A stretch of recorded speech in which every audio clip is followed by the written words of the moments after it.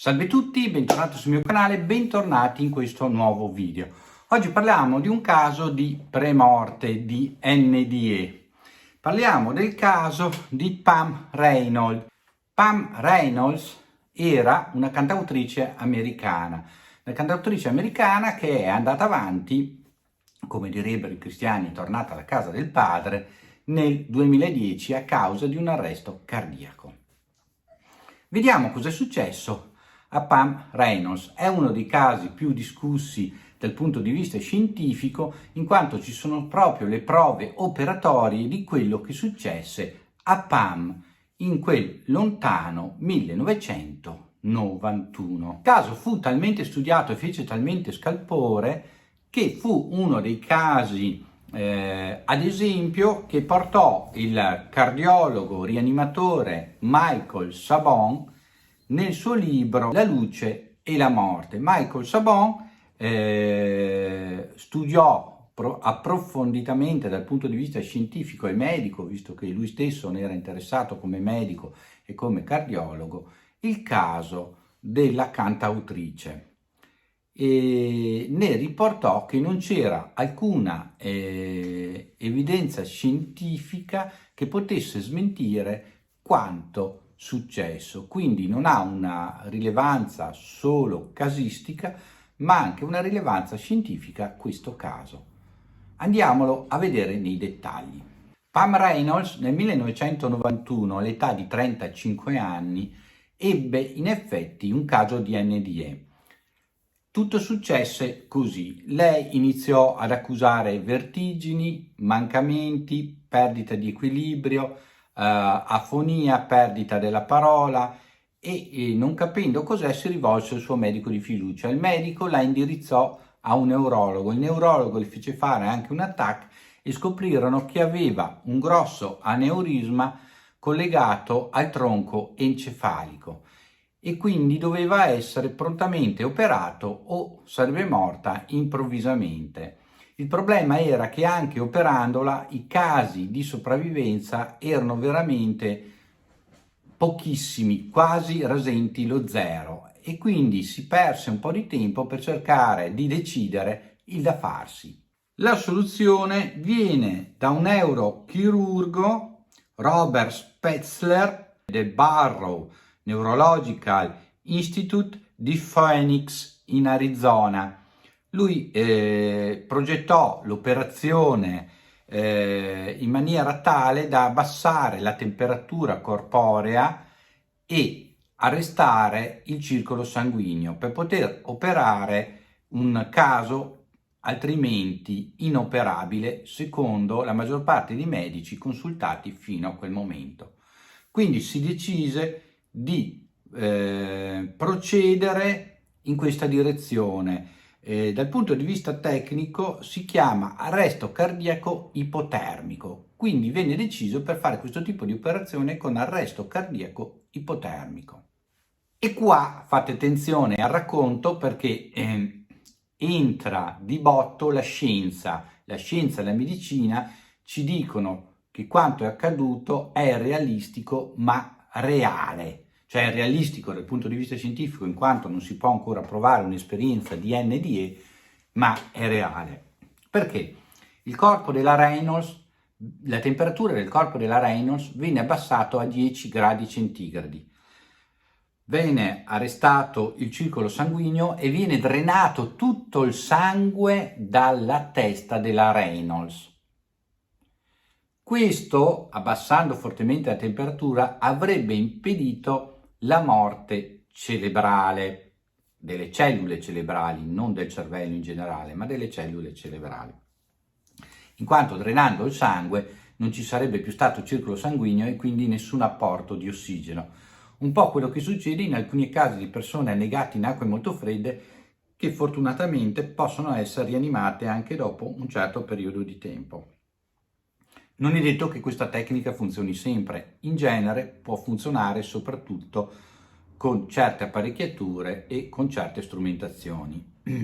Hanno messo però all'interno delle orecchie della Reynolds delle piccole cuffiette e dei tappi in maniera che ogni tanto si potesse produrre un clic, clic, clic nelle orecchie per poter testare dal punto di vista elettroencefalico se c'era ancora passaggio di corrente nel cervello e quindi determinare se la paziente era ancora viva o se purtroppo sarebbe stata morta e quindi l'intervento poteva finire lì.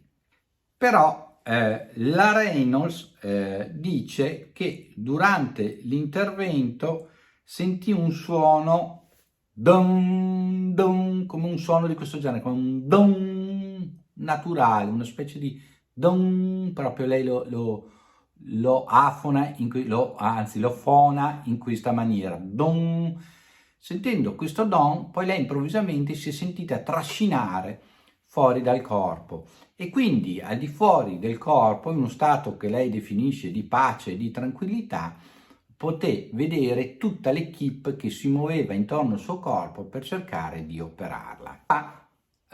Dobbiamo distinguere due parti del racconto. La parte del racconto in cui lei, nel momento di Obe, cioè essendo fuori dal corpo, nota un po' le attrezzature che stanno utilizzando i neurochirurghi e i chirurghi cardiovascolari che la stavano operando, perché era un'equipe composta da più specialisti, proprio perché era un'operazione difficile e che molto probabilmente sarebbe terminata con la morte della paziente. Quindi descrisse effettivamente la piccola sega chirurgica che assomigliava secondo lei a uno spazzolino elettrico e fu confermato che in effetti è vero, assomiglia un po' a uno spazzolino elettrico.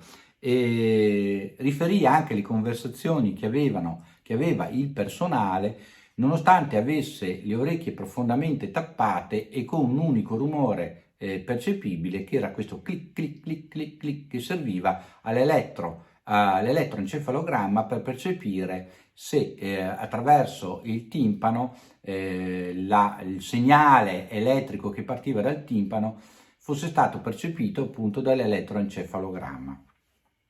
Quindi era impossibile che lei sentisse in alcun modo alcun suono dall'esterno. A un certo punto la Reynolds dice di aver sentito una presenza, dopo che vedeva dall'alto tutta la scena dell'equipe che si muoveva, degli attrezzi che utilizzavano, dei racconti che si facevano, delle istruzioni che si davano, sentì una forte presenza. È stata attirata quindi a quel punto verso una luce. Dice che a un certo punto lei iniziò a identificare alcune di queste figure di molte persone. Alcune erano parenti e amici defunti, altre erano persone che lei non aveva mai conosciuto durante la sua vita terrena. Dice che iniziò a essere trasportata in questo luogo appunto dove c'erano tutte queste persone e lei si sentiva sempre meglio e sempre più in pace, sempre più tranquilla, sempre più contenta, tanto da non volersene andare da lì, da voler continuare questo cammino insieme a queste persone, alcune appunto conosciute e alcune sconosciute. Però le venne ricordato che invece il suo tempo non era ancora finito e quindi doveva tornare indietro. Lei non voleva, si oppose con la sua volontà di tornare indietro, quindi lo zio, appunto defunto, la prese e la spinse indietro, lontano dalla luce, verso il suo corpo. A un certo punto le diede proprio, lei riferisce così, uno spintone, ricevette un colpo, una forza che la spinse verso il corpo e si sentì come cadere, come fare un tuffo nell'acqua e si ritrovò nel suo corpo. Tutti concordano che ci fu un momento, 2 minuti, 3 minuti, adesso non si sa definire, in cui la Reynolds era piatta, cioè in cui anche il ticchettio che doveva verificare con l'elettroencefalogramma che il cervello fosse ancora attivo, il cervello era piatto, il cuore era fermo, la circolazione era ferma, ovviamente indotta dal punto di vista meccanico, per poter suturare velocemente, avendo quel minuto, minuto e mezzo di stasi in cui si poteva lavorare per risolvere questo aneurisma, e quindi ci fu in realtà una vera e propria morte fisica. Lì alcuni pareri, alcuni anestesisti non presenti che hanno però poi analizzato le cose dicono che però il periodo di latenza poteva essere anche più breve, ma a noi questo non importa, poteva essere un secondo, un minuto. Questo ha fatto sì che la Reynolds avesse questa esperienza di NDE. Per tutto il resto, tutti i medici, sia quelli presenti che quelli in futuro, poi analizzarono la casistica, analizzarono le statistiche mediche e tutto il procedimento dell'intervento, sono d'accordo che la Reynolds non avrebbe potuto né sentire quello che è stato detto, né vedere e descrivere la scena dell'operazione, in quanto anche a operazione terminata rimase incosciente ancora un buon 30 minuti e fu rianimata solo nella sala appunto rianimazione. Sapete che dopo l'operazione uno viene rianimato, ma nel 99,9% non si ricorda cosa è successo, perché poi torna a riaddormentarsi per l'effetto postumo dell'anestesia, e quando poi si risveglia in modo naturale non si ricorda che invece è stato anche schiaffeggiato il più delle volte, smosso, e quindi è stato indotto un risveglio sia farmacologico che fisico, per poter vedere che il corpo sta reagendo, sta smaltendo quella che viene chiamata genericamente dai cittadini l'indormia, comunque l'anestesia. Ovviamente, come tutti i casi particolari, anche quello della Reynolds ha portato fomento e fermento all'interno della scienza e della scienza medica in particolare. Un anestesista in tempi recenti, nel 2005, ha cercato di smontare, senza riuscirci per l'altro, il racconto della Reynolds, perché secondo lui la Reynolds, avendo riportato il fatto solo qualche tempo dopo di quello accaduto, avrebbe potuto nel frattempo informarsi di alcune cose. Ma in effetti però anche lì vengono lasciate delle lacune, perché molte cose tecniche e soprattutto le testimonianze dell'equipe presente, che riporta che in effetti quello che lei dice che loro si dissero era quello, lei non avrebbe potuto saperlo da nessuno, in quanto poi chi la seguì dopo la rianimazione fu un'altra equipe e non l'equipe che la operò, in quanto essendo un caso così altamente specializzato e così altamente difficile, ogni equipe tornò al proprio ospedale e stese poi successivamente una relazione di quanto successo, proprio perché era un'operazione talmente particolare. Palm Reynolds sopravvisse appunto a questa cosa e morì poi nel 2010 a 53 anni, sabato 22 maggio, a causa di un infarto. Però a questo punto lei non aveva più assolutamente nessuna paura di morire, e quindi anche i parenti e gli amici, quando seppero della notizia, non si rattristarono più di tanto, perché lei sempre continuò a dire nel frattempo che avrebbe voluto tornare dove aveva avuto questa esperienza meravigliosa. Ciò però non toglie che le era stato detto di tornare indietro, e quindi lei avrebbe aspettato che la natura avesse fatto il suo corso, cioè non avrebbe tentato una morte diversa di quella che poi il destino le avrebbe destinato. Scusate il gioco di parole. Quindi il caso di Palm Reynolds è un caso molto importante, è un caso molto studiato anche dal punto di vista scientifico, proprio perché è uno di quei casi limite in cui la scienza non può dire che non è andata così, però purtroppo ancora non può dire che è andata così, perché non abbiamo ancora gli strumenti scientifici di dimostrare queste cose come lobe.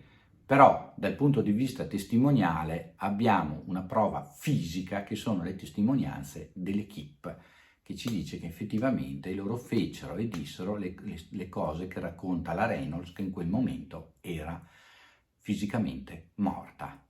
Spero che anche questo caso vi abbia interessato. Mi raccomando, scrivetemelo qua nei commenti se vi interessa. Noi andiamo avanti con i casi. Vi porterò anche le prove storiche di NDE nella storia, quello che è successo. Alcune potrete verificarle con una per tutti la Bibbia, o con altri libri che avrete quasi sicuramente in casa o che potrete trovare su internet. Quindi continuate a seguirmi, mi raccomando, iscrivetevi al canale, mettete un bel like, perché queste cose mi sostengono e aiutano il canale e faranno in modo che io possa tenervi sempre aggiornati sui casi di NDE.